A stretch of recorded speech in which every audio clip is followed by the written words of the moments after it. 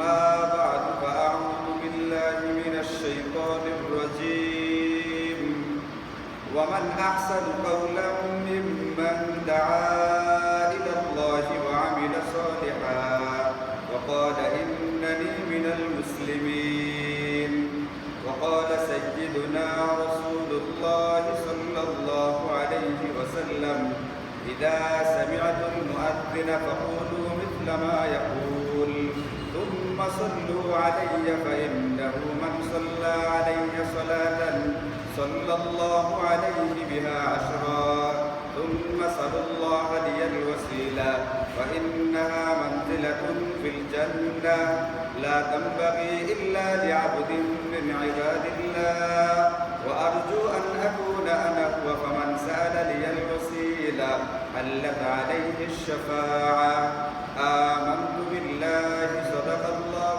مولانا العلي العظيم وصدق رسوله النبي الكريم ونحن على ذلك لمن الشاهدين والشاكرين والحمد لله رب العالمين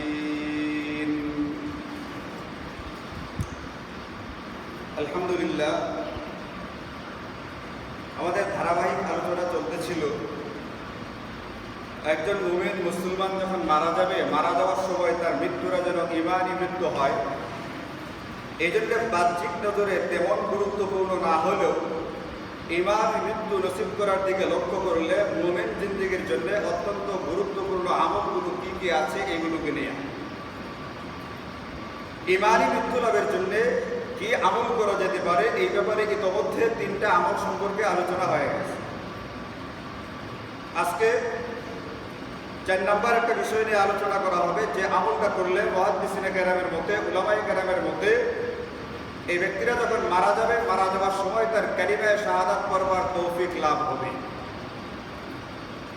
আমলটা কি এই ব্যাপারে হাদিসে পাকের মধ্যে আল্লাহর নবী সাল্লাল্লাহু আলাইহি ওয়াসাল্লাম ইরশাদ করেছেন।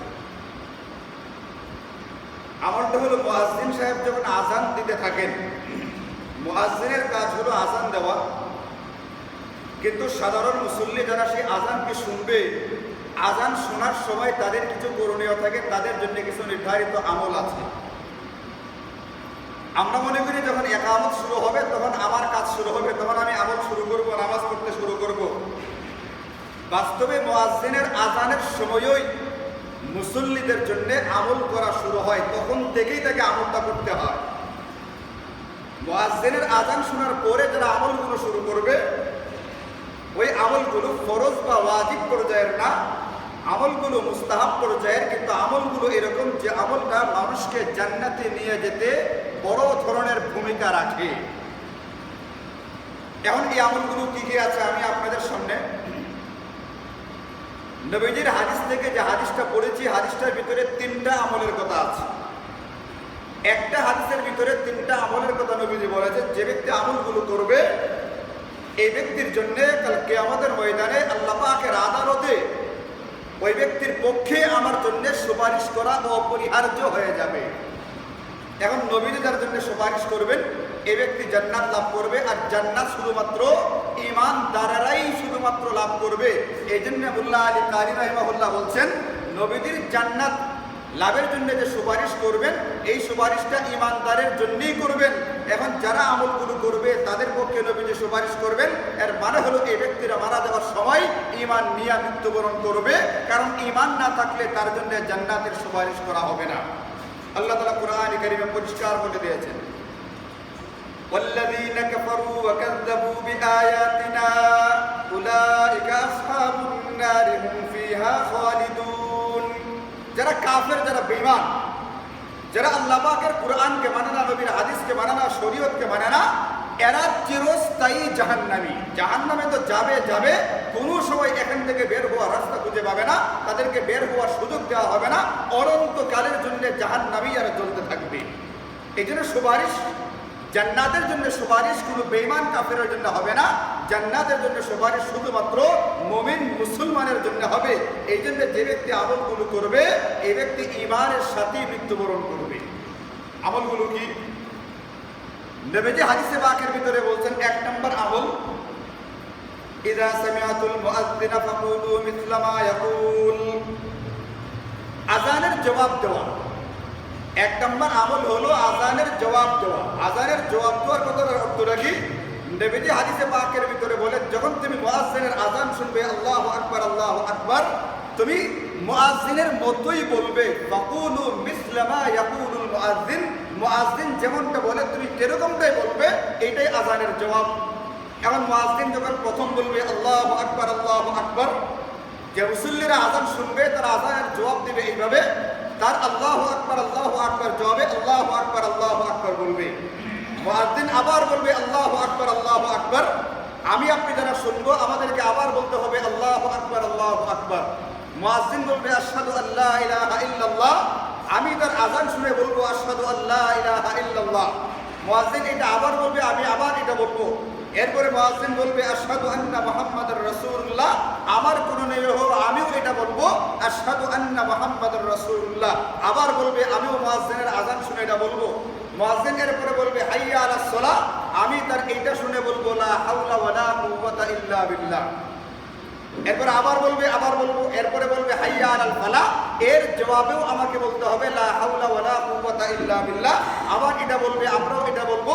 এরপরে বলবে আল্লাহু আকবার, এর জবাবে আমরাও বলবো আল্লাহু আকবার। মুয়াজ্জিন বলবে লা ইলাহা ইল্লাল্লাহ, আমরাও বলবো লা ইলাহা ইল্লাল্লাহ। এটা হলো আযানের জবাব। অর্থাৎ মুয়াজ্জিন যে বাক্যগুলো বলে, ওই বাক্যটা বলা শেষ করার পরে আমরা হুবহু ওই বাক্যটাই বলবো। শুধুমাত্র হাইয়া আলাস সালাহ, হাইয়া আলাল ফালাহ, এই দুইটা বাক্যের বেলায় হুবহু না বলে এখানে বলতে হবে লা হাওলা ওয়ালা কুওয়াতা ইল্লা বিল্লাহ। এটা হলো আযানের জবাব দেওয়া।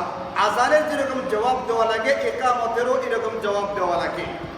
ফজরের আযানের ভিতরে মুয়াজ্জিন হাইয়া আলাল ফালাহর পরে একটা শব্দ বাড়ায়, আস-সালাতু খায়রুম মিনান নাওম, ওইখানে জবাব দিতে হবে সাদাক্তা ওয়া বারারতা। মুয়াজ্জিন দুইবার বলবে, আপনিও দুইবার বলবেন সাদাক্তা ওয়া বারারতা। প্রতিবারের বদলায় আপনি একবার বলবেন, সে একবার বলবে, আপনি একবার। এইভাবে আপনি আযানের জবাব দিবেন।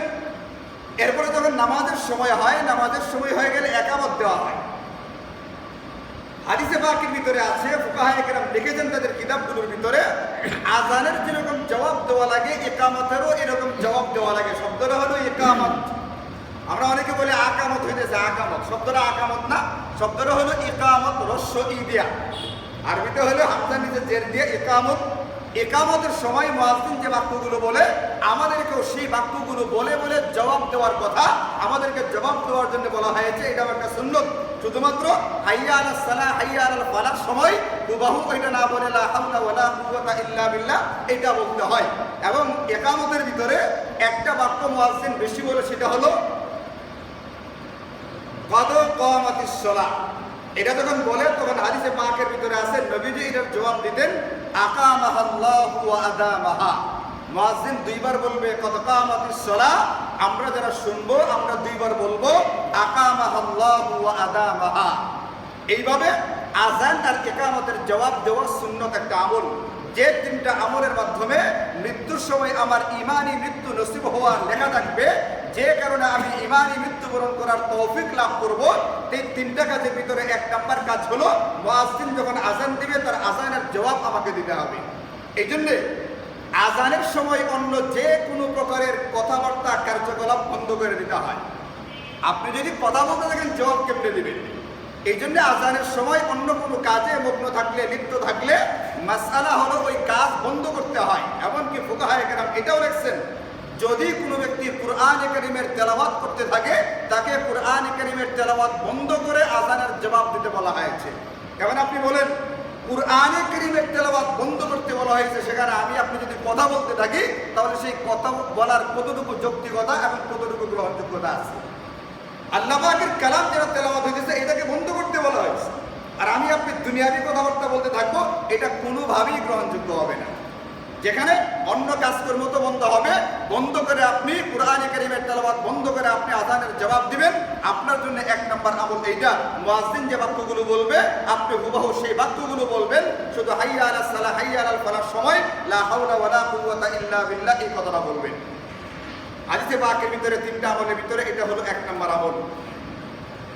নবীজি দুই নাম্বার আমলের কথা বলছেন, সুম্মা সাল্লু আলাইয়া, এরপরে আমার উপরে একবার দুরূদ পাঠ করবে। মুয়াজ্জিন আজান দিবে, আজানের বাক্যগুলো শোনার পরে আমি আপনি আজানের হুবহু বাক্যগুলোর মাধ্যমে জবাব দিব। জবাব দেওয়ার পরে 3 নম্বর আমল হইল আমরা নবীজির উপরে দুরূদ পাঠ করব। নবীজি বলেন, যে ব্যক্তি একবার আমার উপরে দুরূদ পাঠ করে আল্লাহ পাক এটার উসিলায় তার উপরে 10 বার রহমত নাযিল করেন। আমাদের এটা তো জানা আছে আজানের জবাব দিতে হয়, জবাবের পরে আজানের দোয়া করতে হয়, কিন্তু অনেকের এটা জানা নাই আজানের জবাবের পরে দোয়াটা পড়ার আগে মাঝখানে নবীজির উপরে দুরূদ পাঠ করার আগে, কারণ এরপরে আমি যেটা করতে যাচ্ছি একটা দোয়া করব। দোয়া 3 নম্বর যে আমলটা আমাকে বলে দেওয়া আছে এটা হলো একটা দোয়া করতে যাব। দোয়া করতে গেলে দোয়ার আগে এবং পরে দুরূদ শরীফ পড়তে হয়, তাহলে এই দোয়াটা কবুল হওয়ার বিষয়টা নিশ্চিত হওয়া যায়, এই দোয়াটা কবুল হবে। এই জন্য আজানের জবাব দেওয়ার পরে নবীজি বলছেন 2 নম্বর আমল করবা, তুমি আমার উপরে যে কোনো একটা দুরূদ শরীফ পাঠ করবা। এখন নামাজের দুরূদ যেটা আছে দুরূদে ইব্রাহিম, এটা পড়তে পারেন। সময়ের যদি স্বল্পতা থাকে অন্য যে কোনো রকমের দুরূদ শরীফ পড়তে পারেন। আপনি সবচেয়ে ছোট একটা দুরূদ সাল্লাল্লাহু আলাইহি ওয়াসাল্লাম এটাও আপনি পড়তে পারেন। যে কোনো একটা দুরূদ পড়েন, এটা হলো আমার আপনার জন্য মুয়াজ্জিনের আজানের সময় 2 নম্বর আমল। তখন আমি আর আপনি আজানের জবাব দেওয়ার পরে 2 নম্বর আমল করব, একবার দুরূদ শরীফ পাঠ করব। এরপরে 3 নম্বর আমলটা নবীজি বলতেছেন সুম্মা সাল্লাল্লাহু আলাইহিল ওয়াসিলা, এরপরে তোমরা আল্লাহ পাকের দরবারে আমার জন্য একটা দরখাস্ত, একটা আবেদন করবা। নবীজি বলতেছেন জবাব দেওয়ার পরে দুরূদ শরীফ পড়ার পরে 3 নম্বর আমল হলো তোমরা আল্লাহ পাকের কাছে আমার জন্য একটা দরখাস্ত করবা, একটা আবেদন করবা। সুম্মা সাল্লাল্লাহু, আল্লাহ পাকের কাছে চাইবা, লিয়াল ওয়াসিলা, আমার জন্য ওয়াসিলা এর মর্যাদা। ওয়াসিলা কি জিনিস? নবীজি নিজেই হাদিসে পাকের ভিতরে বলছেন এটা জান্নাতের একটা বিশেষ মর্যাদাপূর্ণ অবস্থান, একটা মর্যাদাপূর্ণ স্থান। স্থানও হতে পারে, যে কোনো একটা মর্যাদাপূর্ণ অবস্থানও হতে পারে। যাই আছে নবীজি বলেন এই মর্যাদাপূর্ণ অবস্থানটা শুধুমাত্র আল্লাহ পাকের বান্দাদের মধ্য থেকে একজন বান্দাই লাভ করবে। পৃথিবীর ভিতরে লক্ষ লক্ষ, পৃথিবীর শুরু থেকে নিয়ে কিয়ামত পর্যন্ত লাখো লাখো কোটি কোটি মানুষ পার হবে, কিন্তু এই মর্যাদা শুধুমাত্র একজন বান্দা লাভ করবে। আমি আশা করি ওই বান্দারা যেন আমি হই। এখন যে ব্যক্তি আমার জন্য সুম্মা সাআলা লিয়াল ওয়াসিলা, যে ব্যক্তি আমার জন্য এই ওয়াসিলার দোয়া করবে, হাশরের ময়দানে আল্লাহ পাকের আদালতে তার পক্ষে সুপারিশ করা আমি নবীর জন্য অপরিহার্য হবে। 3 নম্বর এই দোয়াটা করা লাগবে। দোয়াটা কি? নবীজি আরেক হাদিসের ভিতরে বলে দিয়েছেন দোয়াটা কি। আপনি যে নবীদের জন্য ওয়াসিলা এর দোয়া করবেন, নবীদের জন্য এই মর্যাদার লাভের জন্য দোয়াটা করবেন, দোয়াটা কিভাবে করবেন? আরেক হাদিসের ভিতরে নবীজি বলেন মান ক্বালা হিনা ইয়াসমাউন নিদা আল্লাহুম্মা রাব্ব হাযিহিদ দাওয়াতিত তাম্মা, এই যে দোয়াটা অনেকে জানেন, অনেকে শুনছেন, না জানলেও শোনা হয়েছে আপনাদের। দোয়াটা হলো আল্লাহুম্মা রাব্ব হাযিহিদ দাওয়াতিত তাম্মা ওয়াস সালাতিল কাইমা আতি মুহাম্মাদানিল ওয়াসিলা। এই যে দোয়ার ভিতরে আছে আতি মুহাম্মাদানিল ওয়াসিলাতা ওয়াল ফাদিলা ওয়া বা'আসহু মাকামান মাহমুদান আল্লাযী ওয়া'আদতা ইন্নাকা লা তুখলিফুল মিয়াদ। এটা হলো আযানের পরের দোয়া। এখন নবীজি বলছেন 1 নম্বর কাজ করবা, মুয়াজ্জিন যেমনটা বলে তুমি সেরকমটা বলবা। 2 নম্বর দুরূদ শরীফ পাঠ করবা। 3 নম্বর আমার জন্য ওসিলা এর দোয়া করবা। আর সেই দোয়াটা হলো এটা, আমি যেটা এইমাত্র আপনাদের সামনে পড়লাম। এটা হলো 3 নম্বর আমল। যে নাকি এই 3 নম্বর আমলটা সহকারে আজানের জবাবটা এইভাবে দিবে, নবীজি বলছেন তার পক্ষে সুপারিশ করা আমার জন্য অপরিহার্য হবে। মুল্লা আলী কারি রাহিমাহুল্লাহ এর মতে নবীজি জান্নাতের জন্য সুপারিশ শুধুমাত্র মুমিন মুসলমানের জন্যই করবেন, কোনো বেঈমান কাফেরের জন্য জান্নাতের সুপারিশ করা হবে না। এখন নবীজির সুপারিশ যেহেতু আপনি পাবেন, নিশ্চিতই আপনি ঈমানের সাথে মৃত্যুবরণ করবেন। এই জন্য আমাদেরকে ঈমানী মৃত্যু হাসিল করতে চাইলে, ঈমানী মৃত্যু বরণ করতে চাইলে এই হাদিস অনুযায়ী 3টা কাজ আমাদেরকে করে নিতে হবে। 1 নম্বর হলো মুয়াজ্জিন যেমনটা আজানে বলবে হুবহু এইভাবে জবাব দেওয়া। 2 নম্বর এরপরে দুরূদ শরীফ পড়া এবং 3 নম্বর হলো এই দোয়াটাকে মুখস্থ করে নেওয়া। এখন আপনি বলবেন যে আত্তাহিয়াতের মধ্যে এত বড় একটা দোয়া, সারার মধ্যে এত বড় একটা দোয়া, এটা আমি কিভাবে পড়ি? বলে আপনার যদি নিজের তাগাদা থাকে, আপনি যদি এটা চান যে আমার ঈমানী মৃত্যু আমি চাই, মারা যাওয়ার আগে বয়স হয়ে গেলে তখন মানুষের কাছে বলে বাবা দুনিয়াতে অনেক কিছু দেখলাম, আর তো কিছু চাওয়ার নাই, চাহিদা নেই, দেখানো নাই। ব্রিটিশ পিরিয়ড দেখলাম, পাকিস্তান পিরিয়ড দেখলাম, বাংলাদেশ পিরিয়ড দেখলাম, বহু কিছু দেখে লাইছি, দেখার আর কোনো কিছু বাকি নাই। এখন খালি দোয়া করেন আল্লাহ যেন আমাকে ঈমানী মৃত্যু দেয়। বলে ঈমানী মৃত্যু পাইতে চাইলে আপনার জন্য তার ব্যবস্থাপত্রগুলো হাদিসে পাকের ভিতরে দেওয়া আছে। উলামায়ে কেরামের উসিলায় সেইগুলো আপনারা শুক্রবারে শুনতেছেন, ওয়াজ মাহফিলগুলোর ভিতরে শুনতেছেন। উলামায়ে কেরাম নবীজির সেই ব্যবস্থাপত্রগুলো আপনাদের সামনে ঢালতেছেন, রাখতেছেন। এখন যে ধরবে, যে আমল করবে, ওই ব্যক্তির জন্য ঈমানি মৃত্যু নসিব হবে। অন্য ব্যক্তি দোয়া করবে কি করবে না, আমার নিজের আমলের কারণেই আমার ইনশাআল্লাহ ঈমানি মৃত্যু নসিব হবে। আপনি নবীদের জন্য ওসিলায় দোয়া করবেন, এতে আপনার ঈমানি মৃত্যু কেন হবে? নবীজির সারা জীবনের একটা অভ্যাস ছিল, সারা জীবনের একটা অভ্যাস। নবীজিকে কেউ কোনো কিছু হাদিয়া দিলে, উপহার দিলে, নবীজির একটা অভ্যাস ছিল পাল্টা একটা উপহার তিনি তাকেও দিতেন।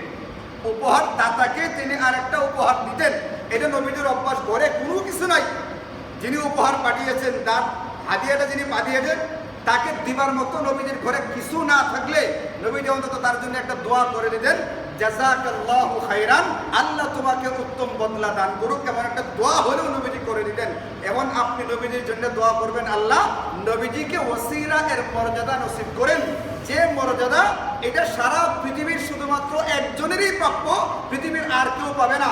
এমন একটা বিষয়ের জন্য আপনি নবীজির জন্য দোয়া করবেন, আর নবীজি আপনাকে পাল্টা কোনো কিছু দিবেন না। নবীজির বেলায় এই চিন্তাও আমরা করতে পারি না। এখন আমি আপনি যখন নবীজির জন্য দোয়া করব, এর পাল্টা হিসাবে, পাল্টা উপহার হিসাবে আমার আপনার জন্য নবীজির পক্ষ থেকে কাল কিয়ামতের ময়দানে কঠিন পরিস্থিতিতে সুপারিশ করবেন, এর ওয়াদা, এর প্রতিশ্রুতি নবীজি আমাদেরকে দেয়া গেছে। এখন যে ব্যক্তি চান মৃত্যুর সময় ঈমানি মৃত্যু নসিব করতে, তারা এই তিনটা আমল গুরুত্ব দিয়ে মনোযোগ সহকারে করার চেষ্টা করবেন। 1 নম্বর আযানের জবাব দিবেন, 2 নম্বর দুরূদ শরীফ পড়বেন, এবং 3 নম্বর আল্লাহুম্মা রাব্বা হাযিহিদ দাওয়াতিত তাম্মা, এই দোয়াটা পড়ার চেষ্টা করবেন। এটা হলো আমার আজকের আলোচনার বিষয়। বাকি আরো 2টা কথা বলে দিই। আজানের সময় এইগুলো আমাদের করণীয়। আজানের সময় আরো 2টা আমলের কথা আছে, হাদিসে পাকের ভিতরে 5টা আমলের কথা আছে। বাকি ঈমানি মৃত্যুর জন্য যে 3টা বললাম, এই 3টা করলে আপনার হয়ে যাবে। বাকি যে 2টা আমলের কথা হাদিসে পাকের ভিতরে পাওয়া যায়, তার একটা হলো মুয়াজ্জিন যখন আজান দিবে, আপনি আজান শুনবেন, আজানের জবাব দিবেন, দুরূদ শরীফ পড়বেন, দোয়াটাও পড়বেন, এরপরে আরেকটা দোয়া আপনি পড়বেন। এই দোয়াটা কি? হাদিসে পাকের ভিতরে আছে, আজানের পরে দোয়া পড়ার পরে দোয়াটা এটা করবেন, وأنا أشهد أن لا إله إلا الله وأنا أشهد أن محمدا رسول الله وعبده رضيت بالله ربا وبالإسلام دينا وبمحمد نبيا ورسولا। এই দোয়াটা পড়বেন। বললে কি হবে? নবীজি বলেছেন গুফিরা লাহু যামবুহু, তার পিছনের জিন্দেগীর গুনাহ খাতা মাফ করে দেওয়া। আপনি তো আশুরা রোজা বছরে একবার পাইছেন, 1 বছরের গুনাহ মাফ করাইতে পারছেন।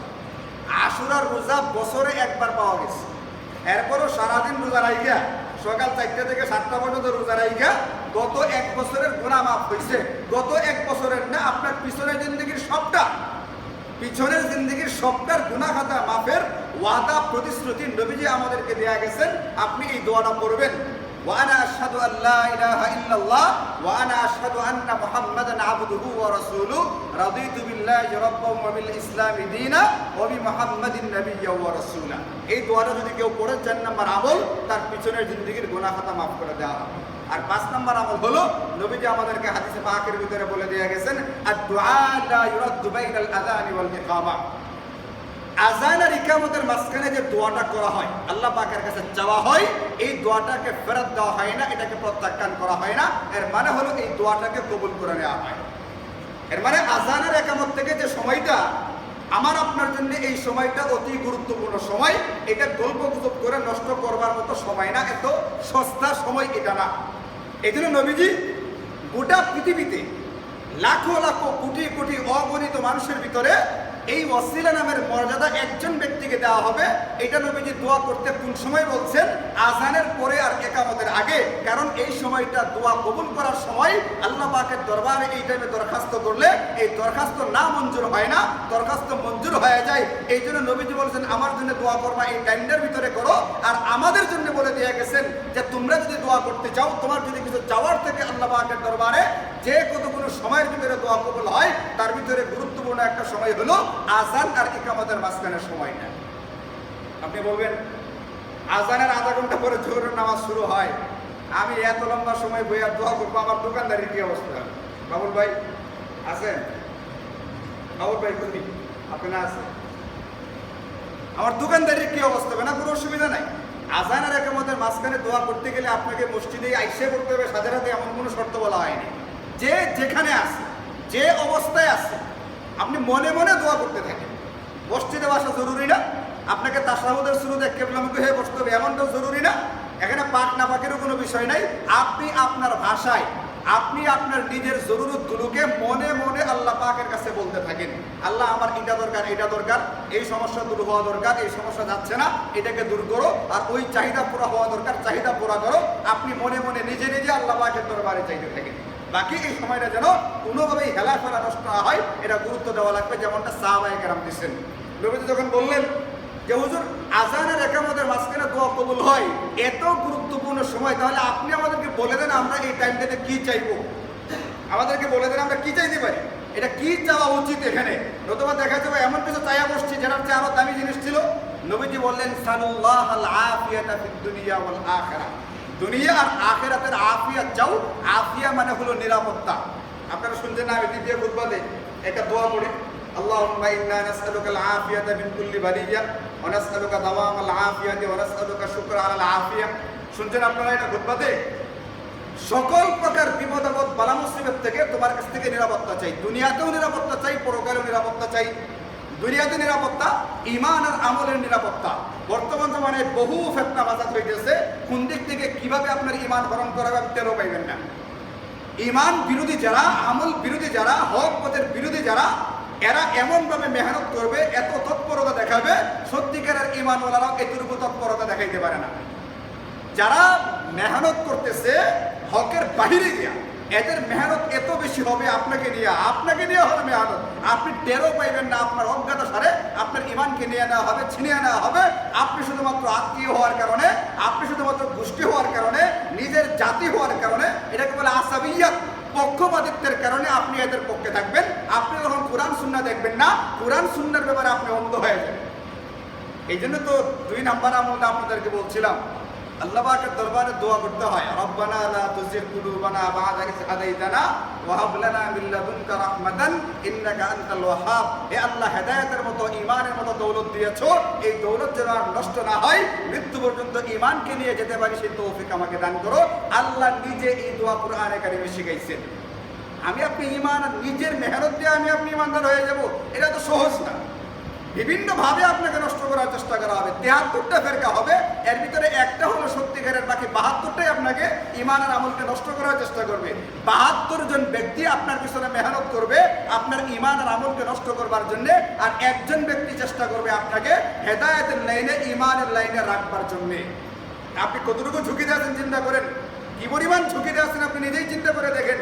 এই জন্যে আপনি দুনিয়ারও নিরাপত্তা চাইবেন, পরকালের নিরাপত্তা চাইবেন। দুনিয়ার নিরাপত্তা কি? আমার ঈমান আর আমলের নিরাপত্তা, এটা যেন নষ্ট না হয়। আমার স্বাস্থ্যের নিরাপত্তা, আমার রিজিকের নিরাপত্তা, আমার জানমালের নিরাপত্তা, আমার বাড়ির নিরাপত্তা, আমার চাকরির নিরাপত্তা, আমার সকল কিছুর নিরাপত্তা এই দোয়ার ভিতরে নিহিত আছে। পরকালের নিরাপত্তা, জাহান্নাম থেকে মুক্তির নিরাপত্তা, আল্লাহ পাকের শাস্তি থেকে বাঁচবার নিরাপত্তা, জান্নাতে যাওয়ার নিশ্চয়তা, এই সবগুলো আপনার নিরাপত্তার ভিতরে অন্তর্ভুক্ত। এই জন্য নবীজি অল্প কথাই শিখাইছেন, কিন্তু কলসির ভিতরে সমুদ্র ঢুকাই দিয়েছেন। দোয়া শিখাইছেন একটা ছোট্ট, কিন্তু কলসির ভিতরে সমুদ্র ঢুকাই দিয়েছেন। দোয়াটা পড়বেন এইভাবে, আল্লাহুম্মা ইন্নী আসআলুকাল আফিয়াতা ফিদ দুনিয়া ওয়াল আখিরাহ। আল্লাহ, দুনিয়া আখিরাতে তোমার কাছে নিরাপত্তা চাই। নিরাপত্তা মানে সকল কিছুর নিরাপত্তা। আল্লাহুম্মা ইন্নী আসআলুকাল আফিয়াতা ফিদ দুনিয়া ওয়াল আখিরাহ। এটা মুখস্থ করে এটাও করতে পারেন, মনে মনে বলতে পারেন, মনে মনে বলতে থাকেন, হাত তোলাও জরুরি না। আপনি আযানের পরে একামতের আগ পর্যন্ত সময়টা মনোযোগ দিয়ে মনে মনে বলতে থাকেন, আল্লাহ দুনিয়া আখিরাতে নিরাপত্তা চাই, তুমি সেই ব্যবস্থা করে দাও। আরও যদি কোনো চাহিদা থাকে আপনি সেইগুলো বলতে থাকেন।